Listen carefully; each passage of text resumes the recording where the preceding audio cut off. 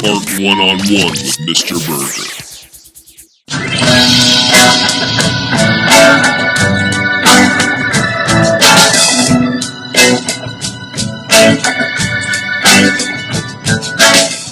Welcome to another episode of Art One-on-One. I'm your pod boss, Nichole Jordan, alongside your professional artist and master educator, Mr. Burgher. We're back again. We are. And this is the favorite time of your week. You know why? No. Because I'm going to tempt you with a tasty bowl of this beautiful product from General Mills called Count Chocula. Yes. I've been enjoying Count Chocula since I was bit a wee little fella.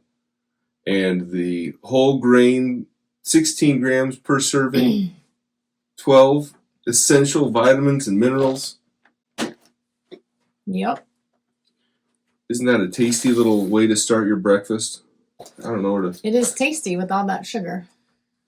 There's some sugar in it, I think. Yeah, possibly. But I put a little...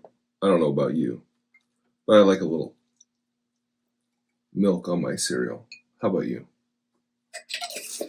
I don't tend to eat very much cereal. No? That would be my least favorite out of all of them, though. This Count Chocula would. Yeah. Out of the blueberry, the frankenberry. Mm-hmm. And you're probably going to be sad to hear this. But because this is technically we're in November, but this is the grand finale of the Monster cereal. Even though I had planned for yet another one, this is going to be the end of this particular segment. Right. What do you mean you planned for another one and now? Well, there's another cereal. Oh.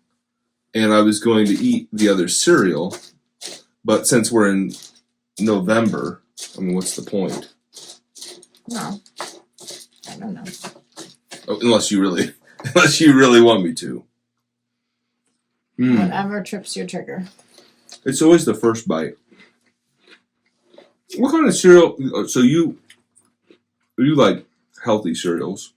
There's really no healthy cereal, but yeah. But you like the Special K, which is a Kellogg's product. Mm-hmm. What else do you? Is there another one you like? Not really. No, not really. Just like if they had ones that were like granola, healthier granola. I like those with almond milk. I don't typically drink milk. What about Halloween candy? Do you have a preference on Halloween candy? Candy corn. That's one of my favorites. We've talked about that where I love the mix with the candy corn and the nuts and I could eat a whole huge bowl of that in one sitting. One of the most surprising things about you is your love for the circus peanuts. I love candy is my, what's that called? My nemesis. Candy is my nemesis. I love candy. I don't necessarily love chocolate or baked goods, but I love candy. Speaking of candy, noticed the University of Wisconsin Superior shirt on today. What does that have to do with candy? Nothing, other than it's the candy of universities because it's so sweet. Mm-hmm. Yes. Well, what do we want to jump into today? Well, I want to finish my bowl of cereal, then we'll jump into it. I'm tired of hearing you chomping. I know, but that's kind of the what do they call it? It's called a mukbang. Remember? Yes, you have. You have. Told Did I shock you with the mukbang? No, I swallowed wrong. Well, I'm going to continue on and start the program here with Ask Your Art Guides. Ask the Art Guides? Ask the Art Guides, yes. You know, Ask the Art Guides is the first segment we ever did together. No, that's not accurate. If let me play the role that you would say, if I said that to you, you would say no. The first thing we ever did together was not that. It would be on the podcast. That's the first thing that we ever did together, but not. Well, that's what I said. The first segment. No, that's not what you said. Play it back. I said the first segment. You go ahead and rewind that and play that. Okay. Ask the Art Guides is the first segment we ever did together. Hey, Maybe. whatever. Maybe that was it. Mm-hmm. So, the card I drew today for Ask the Art Guides is none other than Well, you Vincent don't really draw the card. Van Gogh. The spirits draw the card. Yeah, no, I draw the card, but it is guided by the Art Guides. The Art Guides, the Oracle. The Oracle Art Guides. Yes. Vincent Van Gogh. So this should be an easy one. Well, considering we talked about Vincent Van Gogh like a half dozen times or so. I don't love the options on this card. We went to, that was the first art, what would you say, exhibition? Art that I've ever went to was the Van Gogh. Well, it was a... Isn't it? I wouldn't call it an exhibition. I would call it a virtual... I mean, it was an exhibition of all of his... Experience? Some of his... Oh, yeah, that is what they call it, but... Okay. That was the first virtual experience I had, was the Vincent Van Gogh experience, which we've talked about before. But the funny thing is, I'm going to confess something that I didn't tell you that day. Like, all those paintings that were coming up, or the self-portraits of him, I didn't know those were all, like, some of them I could tell was him, but some were so different, I did not know those were self-portraits. Like, I think there was a portion of it that showed all of it. They were all self-portraits. Yeah. And I did not put that together, that they were all self-portraits until, like, later in the... When did, like, later in the show? Or later, like, No, days later? later, I think we were doing something with our podcast, and I was like, oh, shit, those are all him, not... Because there's some really different, Yeah. I don't know. And that was the first experience I had with Van Gogh. Now I would know that. And Well, of course. You're so much more knowledgeable Yes. and well-versed in Yeah. the life of Van Gogh. I am. So on there's the life, the work, Yeah. and the inspiration. Correct. And I don't love any of them, but the first one, I think it's always interesting. Like, or to me, I think it's interesting because, and maybe you can answer this for me. It says, if committed, stay committed. And I don't know how early in his life he was committed. It was not long after he accidentally, is that true? Cut off his ear? Yeah, I mean, I know would. you've straightened me out on this story. I would but- definitely encourage people to go back and take a look at my video. I try to post them down in the description or the comments if you're watching on YouTube.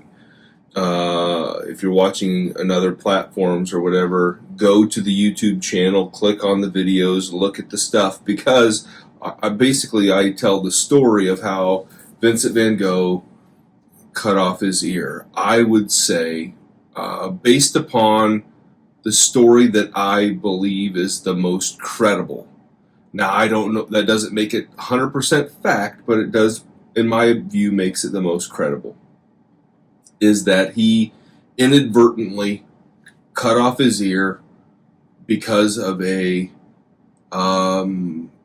medical emergency, a seizure that he had, and not in a crazy... right. Because this was an act that he couldn't remember. He didn't know anything about. He thought he was crazy. People told him he was crazy. He believed the hype, so to speak. Yeah. And there wasn't a lot of knowledge of what lead poisoning was. There wasn't a lot of thought about the dangers of lead. There wasn't a lot of background information in terms of several of the things that were going on with Vincent Van Gogh, medically and psychologically and emotionally and all of those other things. And maybe yeah. that's why you're so crazy. Because you're in the classroom with all that stuff all day. We don't have lead. You have all that stuff you're inhaling. I'm not talking about lead. What am I inhaling? All of the paint fumes. There aren't paint. There's no acrylic paint. Doesn't have. Well, not really. getting that on your skin? Okay, I don't- fumes, not fumes. I but don't maybe put it the on my skin, That really. was a joke, anyway. I don't spread it on myself. God, have a sense of humor. I try. Not very hard. But there again, I don't know. Like the committed is kind of a double speak, double entendre. I don't know what you'd call that. Where it's like if I'm committed to something, stay committed to something. If I'm committed into a mental institution, stay committed into the mental institution. It just says if committed, stay committed. Well, it's up to your interpretation. It's up to your definite interpretation because he was definitely committed to his art, and he stayed committed to his art to the end. Even after being committed. Right. That was my question, though. Like, was his, and you're going to say, I'm asking your opinion. Once he was committed, are the works that he put out after that, were those like his best works, or was his works before he got committed? Because like when I look at it and did a little bit of research on him, it seemed like, I seemed to like the work that came out after he was committed. I don't know why. I think that the more he made, the more he worked, the more he the more experience he had as an artist, the better he got. I felt like the better he got. And so when he was under the care of when he was living on his own, he spent his money on paint and, very little else. He spent most of his money. He was always poor. That's why he did a lot of self-portraits, right? Because he couldn't afford models. Yes and no. That was kind of the nature of what you were supposed to do for training back in the day, and he certainly couldn't afford a model. There are models that he used who were his friends or people that he was, associates with or whatnot. But for the most part, it was. His early years were creating these paintings of all kinds of types, but generally speaking, they were, his training, his getting to know how to work. And as he got older and more, he developed his style over time. He just got better and better and better all the time. And, it's like Starry Night. His most famous painting was done as a remembrance of the night sky because he wasn't allowed to go out at night. He did several paintings inside the institution where he would paint people, in the workout yard walking in circles. Or he would go out, get permission to go out into they had courtyards where they had olive trees and stuff like that. He got permission to go out there. He was given permission because a lot of the medical hospitals were also attached with a farm that allowed for them to earn income. Mm-hmm. And so that he was allowed to go out to the fields and paint the fields and things like that. The doctor that was taking care of him, Dr. Gogh, it was a subject of a lot of his paintings. And, the local mailman that befriended him and the prostitute who he wanted to marry, but she recognized that he was too unstable. It's little things like that that he relied on and he worked from and grew from the beginning when he was first getting started. And again, his whole career lasted but 10 years. Okay, so how long was he in the mental institution? I'm not sure. 2 years. Maybe Yeah. 2 years. Okay. He went in 1888, and I believe he died in 1890, I believe. He created a ton of art for only being in it for 10 years, it seems like. Or it's just that popular. Do you think this booklet says? I don't know. I don't know either. How long he would be in the mental institution? No, how long he lived. Oh. I would assume. 1890, I was right. Go figure. So smart. Must be all that healthy cereal eating. I bet it is. I bet that it's all of the beautiful vitamins and minerals that come from eating a great cereal like General Mills, Big G products like Count Chocula, Oh man! And this is this little lady character. What was her name? She Carmela Creeper. She's the zombie apple zombie flavor. No, that's the one you were gonna get. Yeah. That sounds disgusting. And there's also one that's the monster mash, and it's got a little bit of all of them. I did eat a couple bowls of it, and I mean, which one? it's like eating candy. So Which I one? ate the blue. Remember, I was smelling it, the blueberry, and then I liked it, so I ate a bowl of it. Did you eat the Frankenberry? Whatever the blue kind is. Well, that's the boo. Okay. Boo. Blueberry. Oh, all right. Back to Vincent Van Gogh. Back to Vincent Van Gogh. So is it accurate that his brother was like who got him into art? Theo was an art dealer who tried to sell his art. He had an uncle, a great uncle, some relative. His name was Mauve, but Mauve was a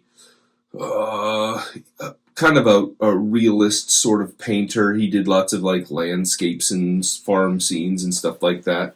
And so he the only formal training that he ever had was working with Mauve. And so there are some people that would say, well, because Van Gogh had no formal education, he was self-trained, and that is untrue. He went to other people to get advice. He went to Mauve and got advice. He went to Gogh and got advice. He went to a lot of the Impressionist painters. Wait, so he was never formally trained? No. That's so interesting because, okay, you're just leading right into my next video, or the next segment, which would be Journey into the Archives. Journey into the Archives? Yes. And you are so stuck on the fact the video is about Robert Ryman? Is that how Robert Ryman is a person. Is that the video you did? Yeah. Oh. Robert Ryman, the best thing since sliced bread. And he had no... And the best thing since sliced bread. And, okay. Because Robert Ryman is definitely not, in my view, the best thing since sliced bread. I believe the title says Robert Ryman, in parentheses, best thing since sliced bread. Not and. Okay. But you were so stuck on the fact that he cannot be considered an artist because he had no formal training. I'm not. There are lots and lots of art. Number one. You were in that video. There are lots of artists that say that they're self-trained when they're not. It's like a badge of honor. Look at me. I'm self-made. I did it all myself. And it's complete bullshit. You're telling me you never watched a video? Like in today's world, you're telling me you never watched a video? You're telling me you never got a pointer? You're telling me you never read a book? You're telling me you never knew anything? You never took art in high school or middle school? That's not formal. I mean... Are you kidding me? Okay, in school, but the pointers and the videos, that's not formal. It is formal. If you're taking a course or you're taking a class. But there are lots and lots of people that are on and watch my videos, Art 101 with Mr. Burgher videos. And I would argue that I have taught them. And it might not be in a typical classroom setting, but which virtual, would be formal. Again, virtual education is still education. Yeah, but that's... This is more entertainment than it is formal education. Again, you're not getting a formal grade. It's not like I'm talking one-on-one with anyone. Maybe to call it formal education is a stretch. I'll give you that. But it's still education. It's still... Yeah, I mean, I would agree with that. It's still giving you an insight. And so to say, I'm self-trained, I did it all myself, is disingenuous at best. That's one I haven't used in a while. He used to use disingenuous, like, constantly. And I haven't heard you say that for a while. Yes, I would agree with you. That's out of the archives right there. Disingenuous. But the thing is, it's not completely accurate to say that you did it all yourself when you had... Well, they didn't have that bad. Well, he had people Obviously, Robert Ryman didn't have that. Vincent Van Gogh didn't have that. But Vincent Van Gogh would meet with people and talk with people, just like Robert Ryman would meet with people and talk with people. And you don't most people wouldn't say, oh, Vincent van Gogh, he was self-trained. They would never even say that. Because why? Because he went to painters. He went to other artists. He got their advice and their perspective, and he learned looking at their techniques and trying different things. Just like Robert Ryman did. It was just, So you in that video, you said that you did not think what he put out there Correct. was art. What Robert Ryman did is not. I'm asking you. Okay. Is not. But I thought, your definition of art, if we go back to Correct. what we talked about. I wouldn't say that I have ever given a solid definition of art. If I did not. The last video, was it the last video or 2 videos ago where we got into the discussion about what is art?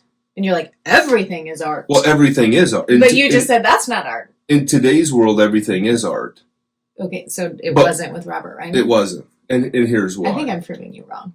No. Yes, I am. And here's why. Robert Ryman did not, in my view, what Robert Ryman does is he talked to a bunch of artists that were minimalists, and they made art in a very specific sort of way that was, again, very minimal, very simplified, what have you. All right. He took that advice and knowledge and used that to exploit the market. So it wasn't a joke. That was like a legit. He was painting white on white and calling it art. Yes. Well, somebody bought it for what? What'd you say? Like $27,000 or something. Correct. Like that. Who the hell would buy?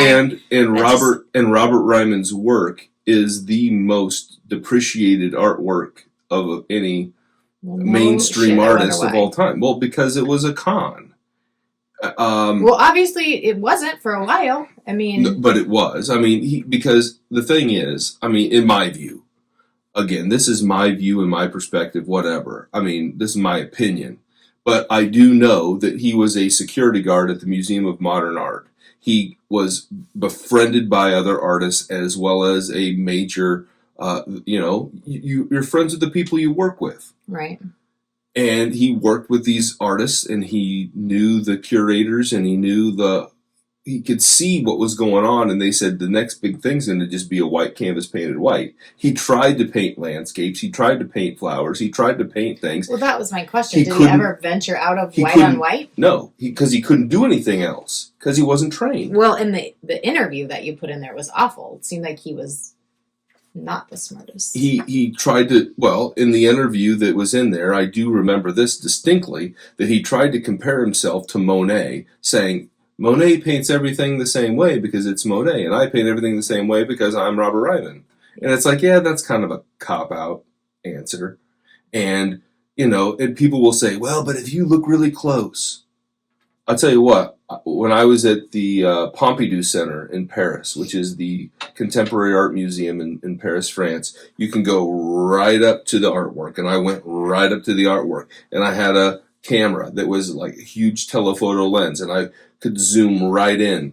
There's no difference. You could magnify that 1,000 times, and there's no difference. But it is up in a museum like that, so For it's sure. Obviously art. In the view of the Pompidou Center, they say it is. If you ask me, I think that they got ripped off.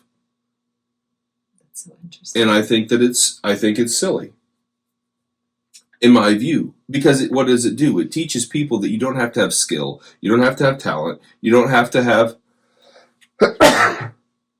excuse me, you don't have to, you don't have to have any sort of redeeming quality of your work. You don't have to think about anything. All you need is a bucket of paint and a canvas, and you can sell that. I think that's... If somebody's dumb enough to buy it. But I do think that's kind of our world today. You can be... This was in the 70s. Okay. I know that, clearly. Well, I know it was a long time ago. Maybe, I don't know, it was in the 70s. But I'm saying in our world today, that's like a legit thing. Like, people are becoming huge, wealthy millionaires, business owners, and have no training in anything. For sure.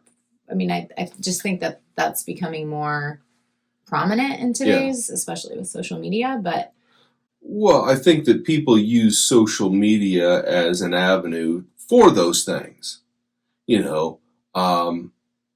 I don't have any real skills, but I know how to be a jackass. So I'll take a video of me being a jackass and somebody will watch it. And if I get enough millions of people to watch it, then I'm making money. Right.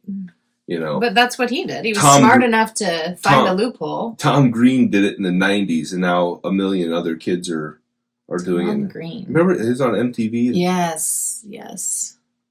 Yeah, I do. He's like a skinny, tall skinny guy. Looks like a tall, skinny guy. He's married to Drew Barrymore for a little while. He was? Yeah. You would know that. Why would I know that? I do think it's interesting, like, how the hell you tied in Wonder Bread with Robert Ryman. I mean, I kind of get it, but I don't know what in your brain was... Because sometimes when you're solving a problem, you make problems in solving the problem. The problem was, like with Wonder Bread, the problem was that by creating sliced bread, it rots more quickly, it gets moldy more quickly, and so therefore you have to take all of the nutritional value out of bread in order for it to have a shelf life because it's been sliced. Hence cereal and why that's not healthy. But again, staying on point here, not diverting from a great General Mills product like Count Chocula cereal. Mm-hmm. And it's sealed in a bag. Okay. For freshness. Yeah. Okay. So anyway, so Wonder Bread was created because basically it would pull a lot of those bran and wheat and all those things out that made it spoil quicker. Right. And so did you see how quick I get to the point there? That would have taken you like 10 minutes. It would have. Thank you for getting me there more quickly. And so by solving a perceived problem, he creates a problem. Just like Robert Ryman, he solves the problem of, I need to make money, I want to make art, I'm gonna make this art for a money profit, and people accept it as art, but in doing so, they also create a problem, making that type of art legitimized and making the art market like, okay, somebody with legitimate skills does not have an avenue to get into shows or this or that or the other thing, and it very much changed the direction of what some people perceive good art to be. Because there are people, you go into that video and take a look at the people that will defend this artwork. Well, that's what I was going to say. I think it's not what you know, but who you know. In this case, like, he knew 100%. Some people that got him in, and then, crazy as it seems, that was considered art. It's not what you know, but who you know. I agree with that. Yeah. And I think especially in this case, my question to you is, so did you come up with a Robert Ryman, right? Ryman. And that better than sliced bread. Like, did you come up with Robert Ryman first and try to find, like, how did you come up with linking those two together? I get the concept, but what? So in my brain, it was like, okay, Robert Ryman. Again, from my perspective, Robert Ryman solves a problem, but in doing so, the art market has created a problem. By accepting Robert Ryman, they're solving a problem, but also creating a problem. Because you're saying art can just be nothing. Exactly. Less than minimal. So, yeah, it could be less than minimal. It can literally be a canvas just hanging on a wall. It can literally just be that. And so when you strip it down so far, you're creating a real problem, especially academically, when you're trying to say, okay, kids, you need to learn skills and techniques and values and this and that and the other thing. They're like, that's bullshit because look at that guy. He just got a white thing. I get what you're saying, but then did you type in? No, and so I was thinking, well, what other problems have been solved, but in doing so have created other problems. And that just popped in your brain? And so I thought, bread. I don't believe that. I think you had to do research on this. Then I did the research. Then I think it's the other way. I think you typed in, and then you got the bread. Why? Okay, why would I make that up? I don't know.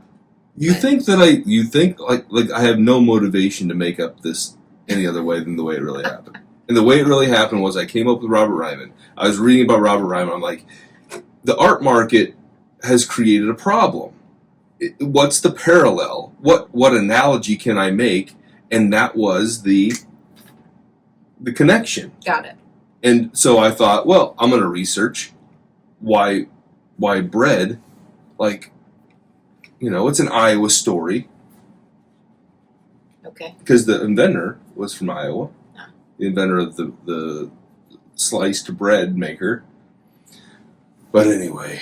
Well, interestingly enough, that was a very different video than what you normally And it is. would post. Most of my videos are all a little bit unique. They're all like little gems. No, you said in there, That's true. you said, well, normally the dynamics of my videos are, like, well, you said this in a different video, but I say this in lots of videos. the area of art, specific artworks, specific artists, and you strayed from that and journey into archives, and then you also strayed in last week's video, which is good. Last week's video. Yeah, this past week's video, the lesser known Monet.